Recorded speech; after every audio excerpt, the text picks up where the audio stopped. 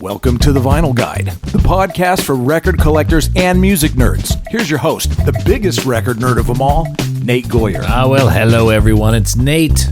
Welcome to episode 544 of The Vinyl Guide, the podcast for record collectors and music nerds. So ladies and gentlemen, got another absolute legend on the show today, Mr. Zakk Wylde, who had a few minutes, wanted to talk about his new Black Label Society album, so he called in from the tour bus.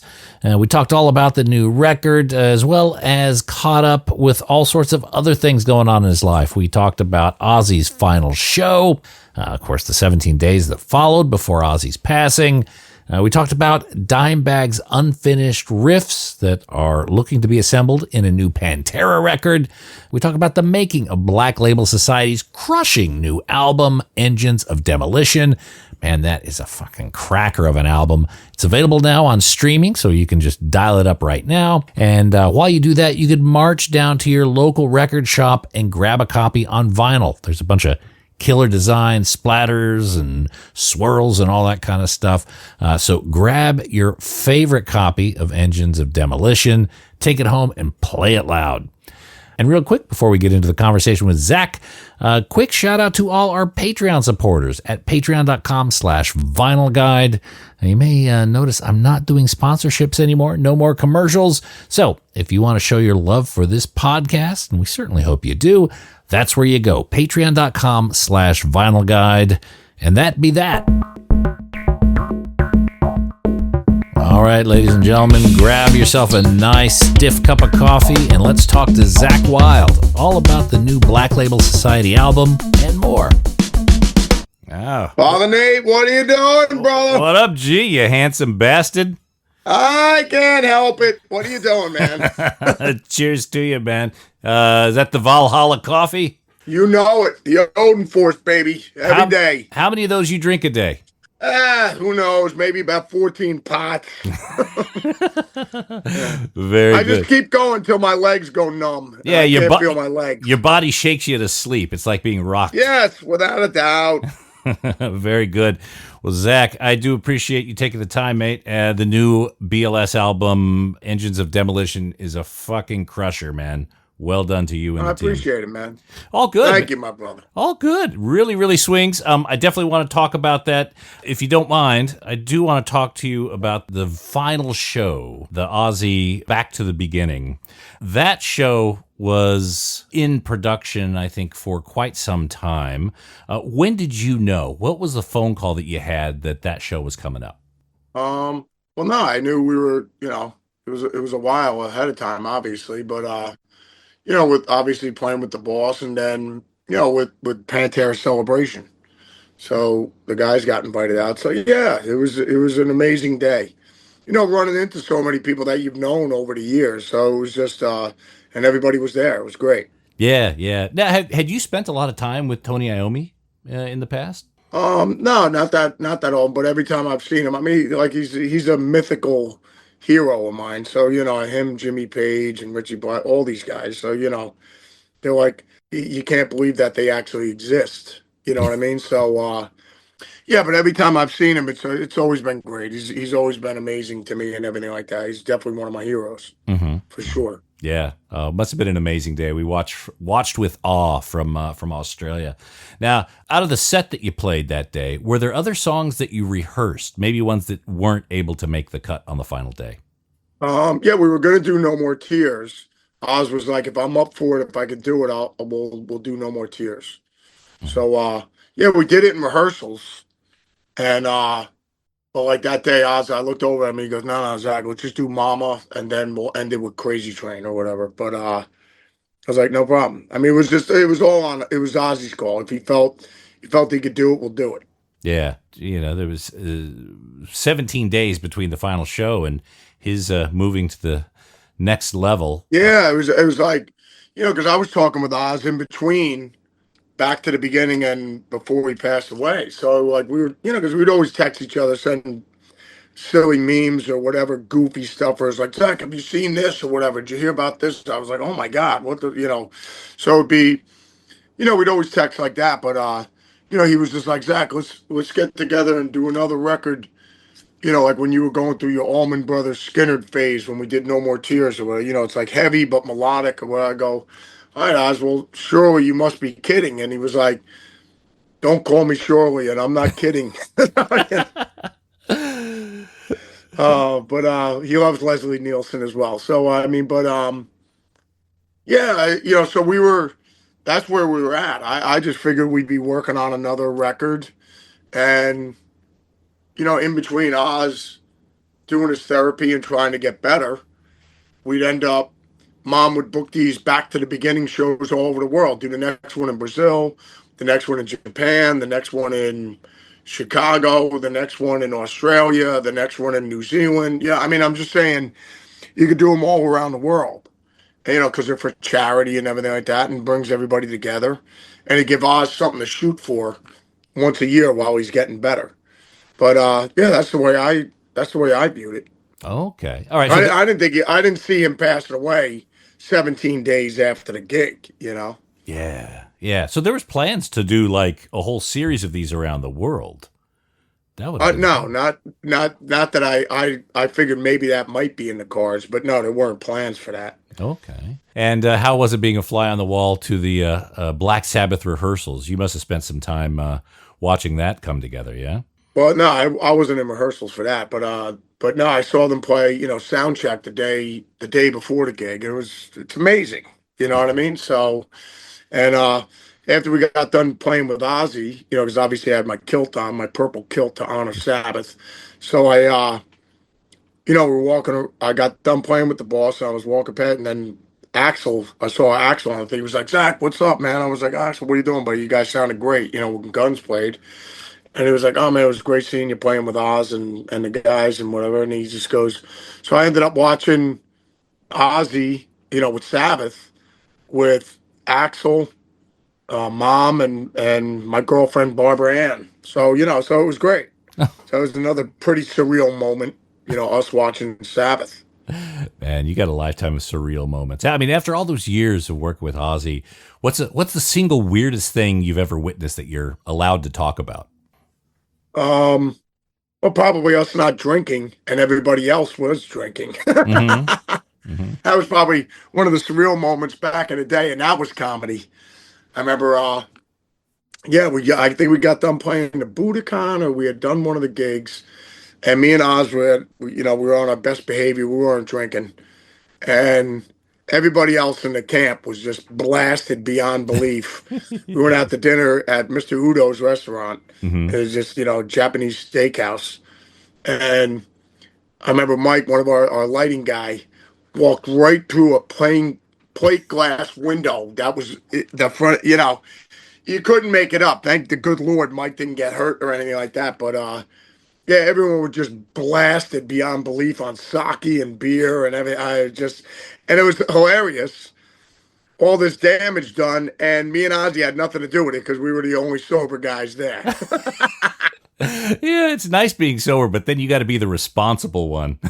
Yeah, well, it was me and him. So I mean, me and the boss. So that go figure. That was a pretty surreal moment right there. What sort of text would Ozzy send you? You said memes and that sort of thing. He'd just see something goofy on the net and just kind of, or online, he'd just send Yeah, it to you? totally. Yeah, I mean, probably a lot of the stuff that you send to your friends and stuff like that. But yeah, Oz was hilarious because I said being around him, it's a miracle any work ever got done. All you have to do is be around Ozzy for 5 minutes. We'd all be on the floor crying, laughing. Between him making fun of himself, him making fun of Sabbath, him making fun of the music business or whatever else is going on in the world currently at any moment when I first joined the band to now, he'd be taking the piss out of everything. But I remember like when we were doing Back to the Beginning. I mean, not Back to the Beginning, when we were doing No More Tours too. When we started doing it, when we were in rehearsals, there was a couple guys that were there, and we didn't know who they were. I thought they were either lighting guys or monitor guys, new guys. And Oz was like, "Well, Sharon got me a vocal coach, And I go, "Oh well, Oz, that's just because Mom wants you to be the best version of yourself. Just wants you to just crush it when we get out there." He goes, "Yeah, I suppose." it's a little late in the game for a vocal coach, isn't it?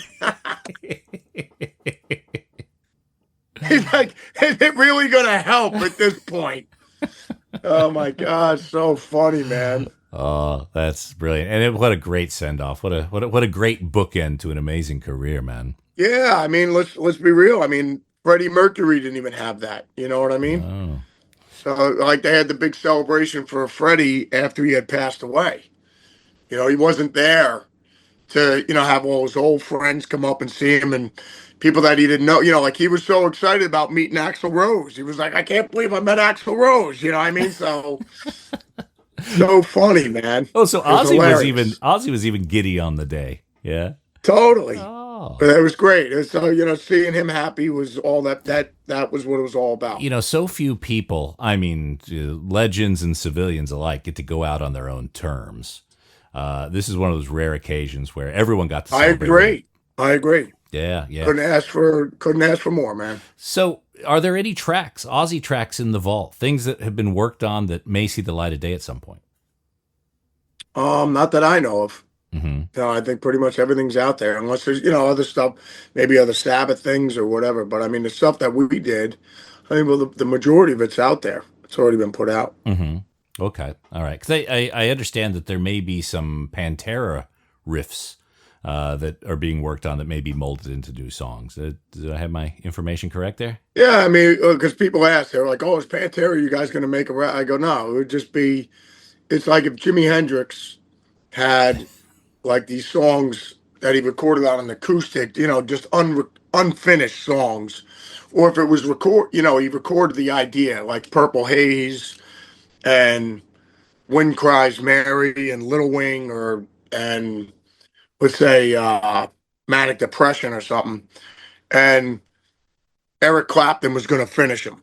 You know what I mean? With Noel and Mitch. Mm-hmm. And, so they were unfinished ideas that Jimmy had, that he did on a tape recorder and just, him just doing them by himself. But the lyrics and the whole song idea was there. But it's just going to be Eric with his cream guitar tone, and Eric's going to sing them and play them. And, these are unfinished Jimi Hendrix ideas. So I think it would be a matter of that. Yeah, because it's like AI. You can't replace what was in the mind of Dimebag or Eddie Van Halen or Randy Rhoads or Jimi Hendrix. It's just that's what they wrote. Oh, of course not. But but pulling those things together, so they're full songs, not just little riffs here that you're stringing together. They're full think that would be the plan, because Rita has all these tapes of Dime, hours of Dime, you know with ideas, song ideas and stuff like that. So I guess it would be unfinished song ideas. Yeah. I think that would be like pretty much where that thing would be going. How would you, like when you were playing with Pantera, how would you balance keeping true to what Dimebag played and what the fans are used to hearing, and then having your own kind of style and twist in it? How did you ride that balance? Well, no, I mean, just like playing the Randy Rhoads stuff or playing Jake stuff, or even when I do Sabbath stuff, I mean, you stay true to the song as you can, So, I mean, when I'm playing a solo to Walk or I'm Broken or This Love or any, you got to play those solos, the solos that are in floods and, tens and stuff like that. So you learn them just like how you learn the solo to Crazy Train. Right. Or Bark at the Moon. Yeah, that's it. Okay. All right. So staying extremely true to the originals. Yeah, like you play when I do Experience Hendrix, when we're playing the solo to Purple Haze, I play stay you're gonna sound like you. I mean, it's like Eric Clapton, Stevie Ray Vaughan playing Voodoo Child. It sounds like Stevie Ray Vaughan playing Voodoo Child, So even though Stevie's playing all the notes, he's playing the same notes that Jimi Hendrix plays, and he's playing it on the Strat. It still sounds like Stevie Ray Vaughan, though. Yeah. And if Dime was playing the solo to Mama I'm Coming Home or No More Tears, I would go, that sounds like Dime playing No More Tears or Mama I'm Coming. He can't help it. Yeah. Because it's in his DNA. Like when you hear Eddie Van Halen playing rock and roll with Sammy Hagar when they jammed at Farm Aid, it sounds like King Edward playing And He Loves Jimmy Page. But it sounds like Eddie playing rock and roll, So you're not going to escape that. Did you ever play any of Eddie's guitars, either the red, the 5150, or the white ones from earlier in his career. Did you ever have an experience with No, those guitars? I've never held those, but I mean Ed's head, I I actually held that thing. So his original, his plexi that he recorded Eruption on and everything. I mean, that thing belongs in the Smithsonian at this point, you know what I mean? That thing changed the planet, you know? 100%. Yeah, and there was like, yeah, all the effects that were around it. I think the Yeah, because voltage regulators and everything. Dave Friedman over at I'm friends with Dave, and Dave, he's an amazing amp guru, and Dave with Friedman amps, which are amazing. And Dave had the head. He goes, Zakk, check it out. It's Ed's head, because he was working on it. And I was like, oh wow, yeah, so I took a picture with it. But yeah, that was the head, So I mean that's what he used all the way up to 1984 from the first album on. So yeah, but I mean that's a piece of musical life altering history right there. And that's not in a museum anywhere. That's probably with No, Wolfie. I'm sure Wolfie has that thing, at the house. You know what I Yeah. mean? But yeah, but no, that's a piece of iconic history, like Jimi Hendrix's Star Spangled Banner Woodstock guitar. I mean, that's just a piece Hmm. of history, man. Or Rhodes Flying V's. You've held Yeah, those, yeah? Randy's V, and all Randy's guitars and his amps. I mean, it's a piece of history, man, for sure. Yeah, yeah. Have you ever held or played those Flying V's, Randy's? No, I haven't touched any of Randy's guitars, but Nick Bocott said it was crazy because they did with the Concorde V and Randy's Black Concorde, they did a thing in Guitar World at the time, but like Nick documented it and everything. He said it was pretty amazing. Oh man, phenomenal. So Yeah, what? totally, because all the mojo and the magic that's in those guitars. You know what I mean? 100%. Well, it's like Dimes Dean from Hell. Like that's where Hmm. all those albums and riffs were recorded and written on that instrument. You know. Yeah. So what did you play? What gear did you have for Engines of Demolition? Well, we started working on the album probably around 2022, Hmm. 2023. So it's been an ongoing process, on and off doing Pantera Celebration and then going back to the Vatican and recording newer song ideas, Hmm. like just stockpiling ideas until we got to where we're at now. Yeah. Now there's going to be obviously a BLS tour happening. Zach Sabbath is still happening. Are we going to see more Pantera shows? Do you think? We got a bunch coming up in, I guess, Pantera Celebration with Metallica opening for the guys again over in Europe. I think we have like 5 or 6 shows. So yeah, and then I mean that's all for the foreseeable future right now. But me and Charlie are always here for Philip and Rex, and we're allied forces. And whatever the fellas want to do, they know we got their back. Oh, phenomenal. Now, are you we talk a lot about vinyl and collectibles here on the show. Are you a vinyl nerd? You got a record player? You enjoy listening to records? Yeah, totally. I still it's always great finding like the vintage stuff or stuff first prints, and yeah, it's fun. It's just like collecting toys or stamps or coins, record collecting. It's fun. Makes life fun, man. Yeah. Oh, so you're into first pressings and that sort of thing. Is there a something in your collection that you're really proud of, or a holy grail you're chasing? Well, no, you can go into like, well, I still have a lot of my old records when I was like, a teenager and stuff like that. When I was like 13 and 14, I still have those. They're kind of scratched up, but the memories that are attached to the records. And then, but yeah, if I see like promotional copies, on eBay or anything like that or something like that. So, of like the Dixie Dregs on Industry Standard was like a promotional copy, or if some of them are signed by the guys or whatever, yeah, I'll buy them. Why not? Yeah, I'm a fool like It's that fun, too. man. Totally. So it just brings back great childhood memories, man. So Yeah. that's awesome. And the new record, you've got a lot of different pressings, a lot of splatters and that sort of thing. Yeah, it's fun, man. Just having a good time with it, 100%. So, what are your plans? You going to make it your way to Australia sometime this year? without a doubt. So I mean, that's the plan. Most of the time, whenever we go down to Australia, it's just like you hit Australia, then we go over to like Japan, and then hit Asia and stuff like that. Like Generation X, we were in China, we were in all throughout Asia, not just Japan. Usually, I mean, even with Oz, we would always go to Japan, then come back home. But yeah, but usually, to make it feasible, you obviously go down to Australia, New Zealand, roll with and then roll with the Japanese chapter berserkers, and then maybe Asia over there, and then head home. So hopefully that's what the game plan is right now. Oh, excellent. You got to bring some coffee with you. Zakk, thanks again, mate. All right, my brother. And we'll see you down under. You know it. All right. All right, my brother. Cheerio. Take care of yourself. Bye, boss.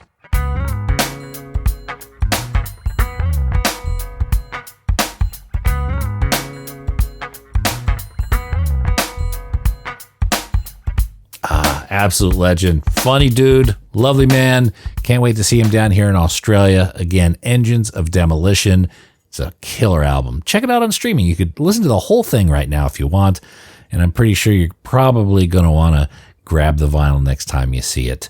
Black Label Society, Engines of Demolition, out now. And that's it for this episode of The Vinyl Guide. Thank you so much for tuning in. Thanks to everyone who's sharing these episodes on social media, leaving us positive reviews on Apple Podcasts and Spotify. And of course, you Patreon supporters at patreon.com/vinyl guide. Well, you guys absolutely rock. We'll be back shortly with a brand new episode. So until we talk next time, you all behave yourselves. And thanks again for listening to the Vinyl Guide podcast. Cheers.